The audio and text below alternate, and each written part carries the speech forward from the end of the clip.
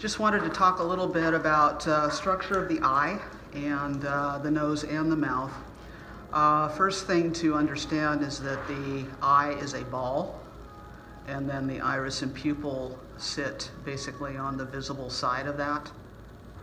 And things are fairly round. So the upper edge of the eyeball and the lower edge actually do factor in to the eye socket in terms of how we are depicting it. So usually, the folds underneath the eye are there because of the roundness of the eyeball.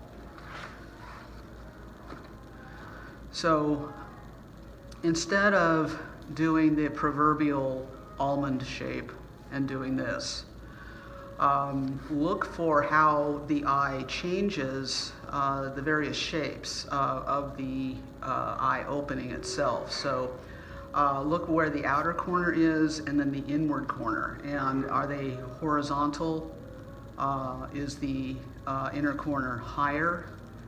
Is the inner corner lower? So that's the first thing you want to look for. And very often this follows ethnic characteristics, but not always. Generally speaking, there will be a rise, whether it's a curve or it might even be more square, and it rises toward the nose. So if this is, say, the bridge of the nose, it will rise and perhaps drop back down. Within that, of course, is the eyeball.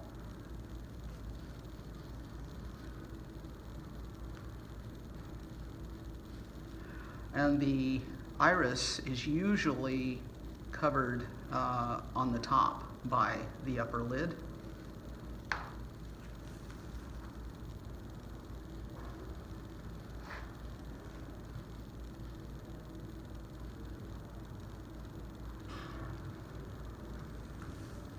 So there's a little more interest visually than just the almond shape.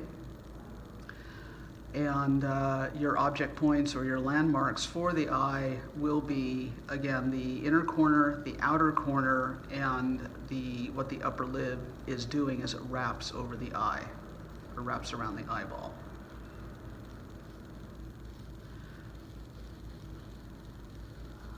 So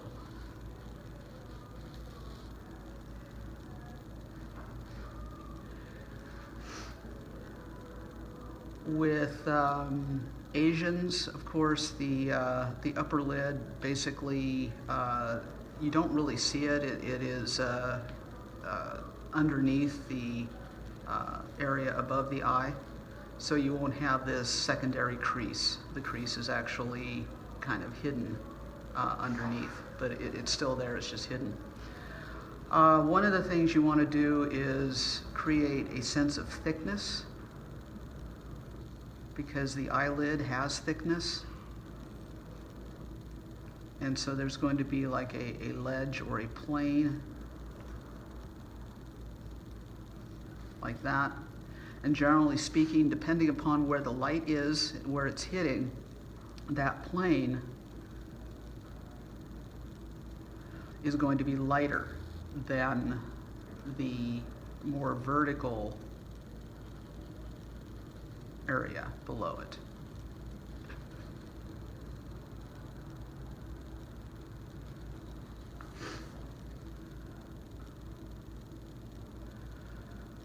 The upper lid will create a shadow on the eyeball and on the skin surrounding the skin of the lower lid, actually.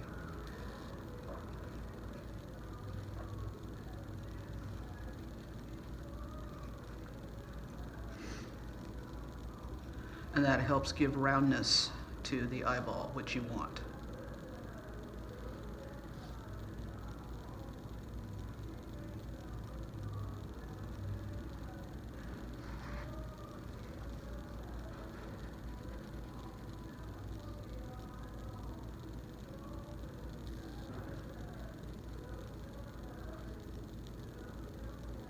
So the idea is to, when you're painting, to recreate this concept.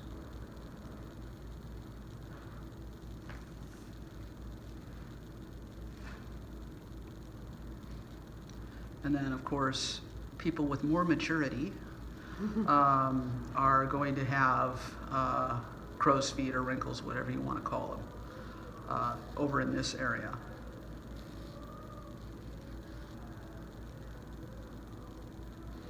And then the brow would be here. And then there's a kind of a connecting plane from the bridge of the nose, right in here, to the inside of the eye. And then that's going to be the darkest area of the eye socket.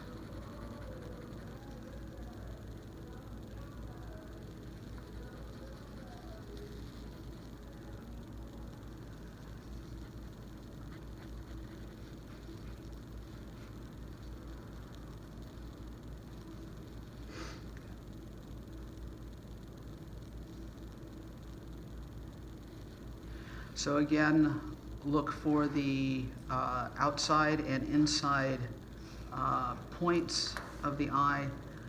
Determine, are they horizontal or on an angle where it's lower on the inside or higher on the inside. Look for the angle of the upper lid. Look for how much of the iris is covered by the upper lid. Look for that plane. The thickness of the lower lid is very important. And then this will drop. Just do that to kind of show you the concept there. And then look for this break where the brow moves into the side of the nose. And then there will be usually a kind of a shadow area here that actually describes the opening of the eye socket.